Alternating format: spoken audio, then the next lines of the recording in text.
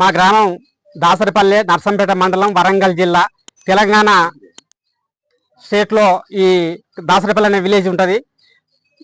ఆవుల యొక్క పవిత్రత అందరికీ జనాలకు మొత్తం తెలియజేయడం కొరకు నేను ఒక గోవును ఎక్కడానంటే హన్మకొండ మహర్షి గోశాల నుంచి వెళ్ళి ఒక ఆవును ఉచితంగా తీసుకొని వచ్చాను. దానిని తీసుకొచ్చి ఇప్పటికి 4 సంవత్సరాలు అవుతుంది. ఈ 4 సంవత్సరాల నుంచి దాన్ని పోషించి అది యుక్త వయసు రాగానే దానికి సెమన్ చేయించాను. సెమన్ చేయిస్తే ఇప్పుడు అది 6వ నెల నుంచి 7వ నెలకు వచ్చేసింది.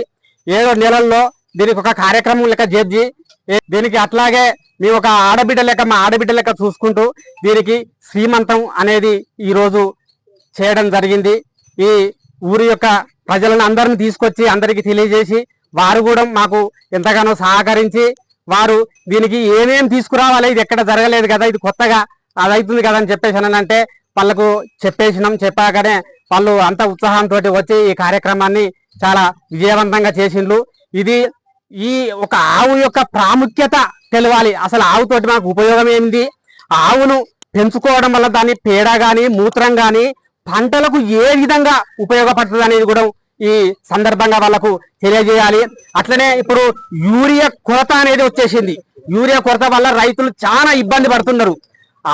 ఒక ఆవును కనుక సాదుకున్నట్లయితే దాని మూత్రంతో దాని పేడతోటి మనం ఒక యూరియాను కూడా తయారు చేసుకోవచ్చు. ఒక ఆవు 10 ఎకరాల యూరియాను కూడా తయారు చేసుకొని వాటి యొక్క ఎరువులను ఈ మన పంటలకు వాడుకున్నట్లయితే వాతావరణ కాలుష్యము, భూ కాలుష్యము యొక్క మందుల యొక్క కాలుష్యాన్ని కూడా పూర్తిగా తగ్గించే అవకాశం ఉంటుంది.